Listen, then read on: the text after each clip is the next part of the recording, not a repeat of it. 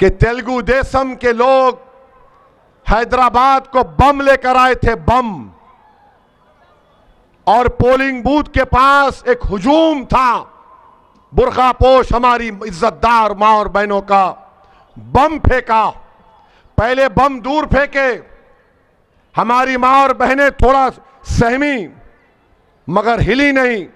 फिर एक बम लाकर एक हमारी मां को लगा, पैर को लगा, मुझे अच्छी तरह याद है। मैं उनसे कहता था कि खेल तो अब शुरू होगा, और जो लोग औरंगाबाद में बैठकर मंसूबे बना रहे हैं, सुन लो दल्लालो, तुम्हारा गेम बंद होगा। पूरा तुम्हारा खेल ये औरंगाबाद की आवाम बिगाड़ेगी इंशाअल्लाह। गेम खत्म होगा तुम्हारा।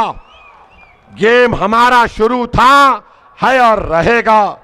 इनकी कोशिश सिर्फ यही है कि किसी ना किसी तरीके से आपके औरंगाबाद के किले को कमजोर किया जाए। सुनो जालिमों, बादशाहों के किले वीरान हो सकते हैं, मगर औरंगाबाद का ये मोहब्बत का किला जो आंसुओं की बुनियाद पर बनाया गया, जो हमारे खून पर बनाया गया, वो बादशाहों के महलात वीरान हो जाएंगे, मगर औरंगाबाद का मंजिल का किला सुबह कयामत तक आबाद रहेगा। मैं मर जाऊंगा मगर ये किला रहेगा। तुम इस किले को कमजोर नहीं कर पाओगे। मेरी लाश पर से तुमको गुजरना पड़ेगा इस किले को कमजोर करने के लिए। मेरे जिस्म का एक खून का कतरा मैं बहा दूंगा, मगर औरंगाबाद के इस मोहब्बत के और इत्तेहाद के किले को, इन जालिमों को कमजोर होने नहीं दूंगा। इसकी बुनियादों में हमारा खून है, हमारे अरमान है, हमारी मेहनतें हैं। किसी को टिकट नहीं मिला तो शेख अहमद मेरे पास आके बोला कि साहब टिकट नहीं मिला मगर मेरे आंसू इस जमात में है, मैं काम करूंगा। मैं शेख अहमद को सलाम करता हूं।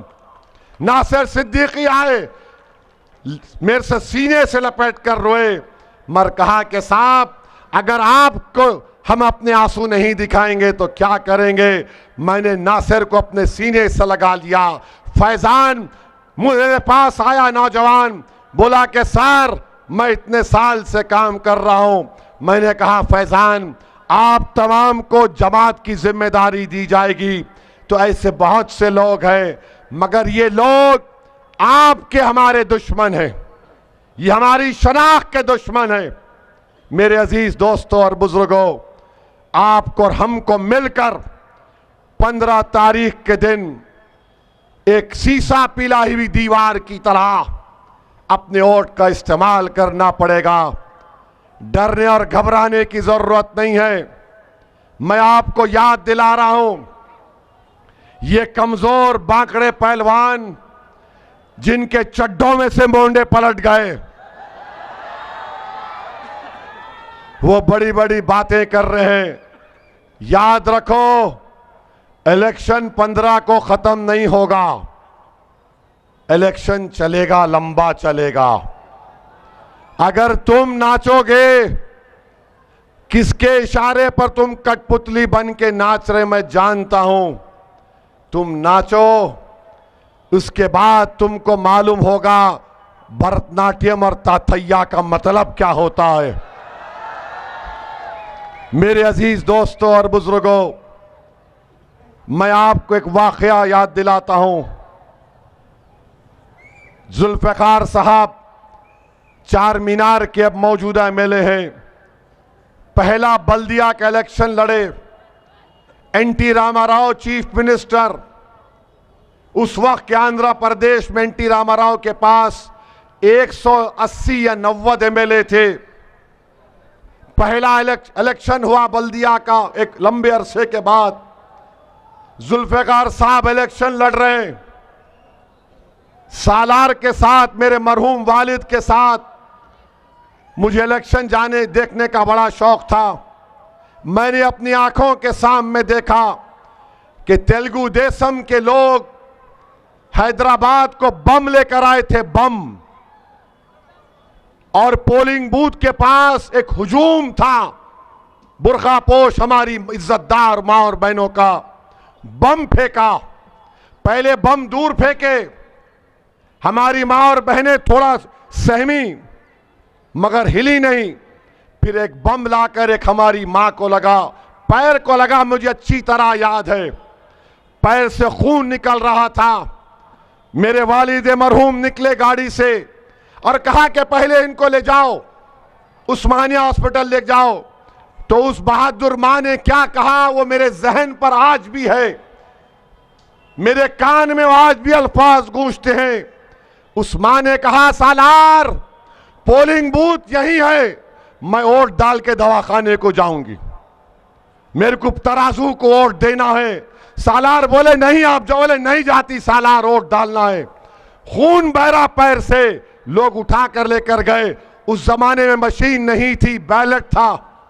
उस बहादुर मां ने अपने बैलेट पर मोहर मारकर उसको बैलेट पेपर में डाला और अस्पताल गई।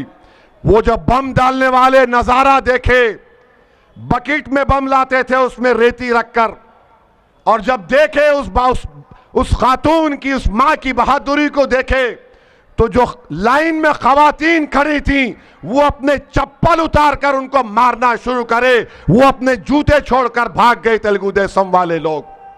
तो आपको वही काम करना है, वही बहादुरी के मजारे करना है। आज पूरी दुनिया जानती है दुश्मनी मंजलिस से क्यों है, क्योंकि एक मजलूम कौम की एक ताकतवर आवाज है। क्यों इम्तियाज जलील को हराया, क्यों असेंबली में नासिर सिद्दीकी को रोका? मकसद एक ही है कि आपके वोट की ताकत को कमजोर किया जाए। तो मेरी इज्जतदार मां और बहनों से भी अपील कर रहा हूं, आपने इस सरजमीन पर अपनी कोख से बहादुरों को पैदा किया, और मैं उन बहादुर बेटों को कह रहा हूं, पोलिंग के दिन अपनी माओं को शर्मिंदा होने मत दो, बहादुरी से और अमन को बिगड़ने मत दो, और अपने वोट का इस्तेमाल करो। पोलिंग परसेंटेज बढ़ेगा, 100% भी पोलिंग हो सकती है। आपको अपना एक एक वोट डालना है। और रुकिए भाई, और जो भी अगर कोई बाहर है, माने औरंगाबाद से बाहर है, मैं उनसे अपील कर रहा हूं कि आओ भाई, आकर अपना वोट डालो। अगर आप भारत में हैं या कहीं महाराष्ट्र में हैं और आप आ सकते तो आइए और अपने वोट का इस्तेमाल करिए। SIR होगा तो पोलिंग बूथ के ऊपर जो लिस्ट होगी वो प्रूफ होगा तुम्हारे वोट डालने का। तो मेरी आप तमाम से अदबन गुजारिश है। और आप देखते हैं कि कैसे मुसलमान ठेला बंडी वालों को तंग किया जा रहा है, सताया जा रहा है, डेवलपमेंट का काम रुका हुआ है, पीने के पानी का मसला है, सफाई का मौसर इंतजाम नहीं है। इन तमाम मसाइल हल के लिए मेरी आपसे गुजारिश है कि मजलिस इत्तेहादुल मुस्लिमीन के हक में अपने के कोर्ट का इस्तेमाल करिए। और याद रखिए, तारीख गवाह है, दुश्मन हमेशा घर से आता है, बाहर से कोई नहीं आता। करबला का मैदान, उसके रेगजारों को अगर अल्लाह जबान देगा तो करबला के मैदान के रेगजार और दजल्ला के वो किनारा जो अहले बैत के खून से लाल हुआ, वो करबला की जमीन जिस पर शहजादे रसूल का, शहजादे जन्नत का खून गिरा, वो तुमको पुकार पुकार कर कहेगी कि औरंगाबाद की आवाम मारने वाले शहजादे जन्नत को मुसलमान थे, आले रसूल पर पानी बंद करने वाले मुसलमान थे, 6 महीने के बच्चे पर तीर चलाने वाले मुसलमान थे। मगर वो ये भी कहेंगे कि इमाम हुसैन ने अपनी गर्दन को कटा दिया, मगर जालिमों के सामने अब उसको झुकने नहीं दिया। औरंगाबाद की आवाम, तुम गयूर आवाम हो, तुम तारीख का वो हिस्सा बनोगे कि तुम सारी दुनिया को पैगाम बता दोगे कि हम 2 बार हारे, मगर तीसरी बार हम कामयाब होंगे और उसके बाद हर बार कामयाबी होगी, हर बार कामयाबी होगी इंशाअल्लाह। तो मेरे